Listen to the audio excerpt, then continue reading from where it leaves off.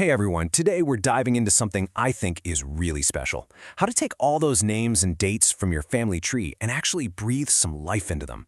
We're going to look at a new process that uses AI to help us turn those dry facts into the vivid, real stories of the people who came before us. You know, if you're a family historian, you've probably felt this exact thing. You spend hours, maybe even years digging up facts, census records, merit certificates, and you end up with a tree that's packed with information. But does it really tell you who these people were? It can feel like you've got a pantry full of ingredients, but you don't have the recipe to make the meal. So here's our game plan for today. We're going to walk through a 5-step roadmap. We'll start with turning those facts into stories, then we'll build a solid foundation. After that, we'll partner up with some pretty amazing AI tools, create a true multimedia experience, and finally, talk about how to share that family legacy. Okay, first things first.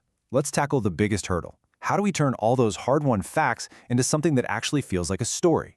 And this isn't about just making things up, it's about a new, repeatable process that's designed to help you make that leap. It's called the Ancestor Biography Creation process, or ABC for short, which is easy to remember. The core idea is simple, but wow, is it powerful. It's a method you can use over and over again. It takes all your research and pairs it with AI to create something totally new and engaging. We're talking rich biographies you can actually see, hear, and share.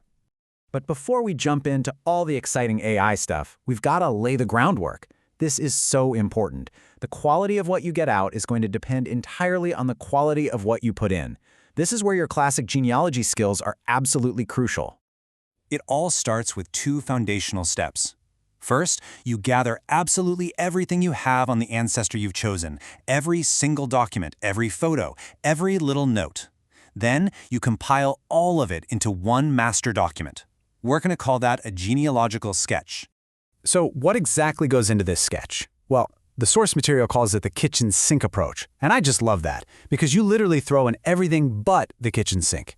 Their birth family, their married family, every significant life event you can possibly find. Birth records, military service, census data, newspaper clippings, and, this is key, all of your source citations. The more detail you pack into this sketch, the better your AI partner can do its job. And hey, the good news is you don't have to start from scratch. You can use the tools you're probably already familiar with. Desktop software like Roots Magic or your online trees on Ancestry or MyHeritage, they can all generate reports for you. The goal is just to export all that data into a single Word document or a PDF. That file becomes the bedrock for everything else we're going to do. Okay, our foundation is solid. Now we get to the really transformative part of this whole thing. With our genealogical sketch ready to go, it's time to bring in our creative partner, artificial intelligence. We're going to give the AI 3 main creative jobs. First, take our sketch and write a structured, engaging biography. Second, act as our brainstorming buddy and help us generate new story ideas. And third, this is where it gets really fun. Get even more creative and generate a poem or maybe even song lyrics about our ancestors' life. Now, the prompt you use, the instructions you give the AI, is incredibly important. This is the exact prompt suggested in the source material, and it is brilliant. Look how specific it is. It tells the AI to only use the file you attached, so it won't just make stuff up. It asks for structure, for headings, and for a casual tone that's perfect for sharing with family. So the lesson here is, be direct and clear with the AI, and you'll get amazing results. So what tools are in our AI toolkit? Well, for the writing part, you can use any of the heavy hitters like ChatGPT, Claude, or Gemini.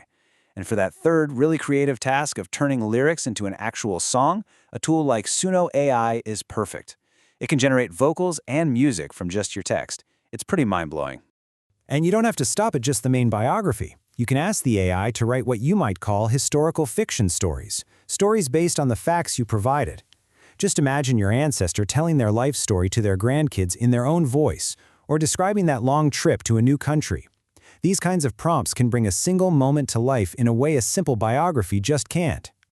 Okay, so now we have these incredible written pieces. The biography, the stories, the poems. The next step is to transform them from just words on a page into a rich, multimedia experience that you can actually share and wow people with.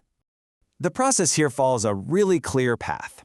First, you can take that AI-generated song and pop it into a simple design tool like Canva to create a cool, shareable video.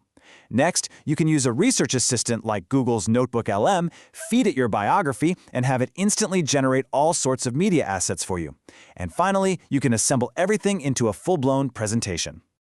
And this is where you see the real magic of these modern AI assistants. I mean, think about it. You just give it the biography you made, and these tools can automatically create an infographic, a visual timeline, a narrated video, and even an audio-only podcast. This stuff used to take hours and hours of work, and now it can happen in minutes. It gives you so many different ways to tell your ancestors' story. This all leads us to the final, and I think the most important step, sharing this incredible legacy that you've just brought back to life. This is the whole point, right? This is the big payoff for all that hard work. Because what you end up with from this process isn't just one biography. For a single ancestor, you can now create an entire collection of different stories and different types of media. Let's look at a real-world example from the source material. A guy named Norman Seaver, who lived way back in the 1700s. Using this exact ABC process, his story was transformed into a full biography, a ballad, a summary of his service in the Revolutionary War, a memoir told in his own voice, a fictional story about his courtship, and even a full video biography on YouTube. That just shows you how much rich content you can create for just one person. It's incredible. So why does all this matter? Well, because you're not just collecting facts anymore. You're actually learning about the unique, individual lives of your ancestors. This process gives you a consistent way to do that for your entire family tree. You end up with this amazing collection of stories you can share in a book or online, preserving your family history in a way that future generations will actually want to watch, read, and listen to. Following a process like this really transforms you. You go from being a data collector to a true family storyteller. It puts these powerful creative tools right in your hands, allowing you to honor the people who came before you in a whole new way. So I guess the only question left is, whose story are you going to tell first?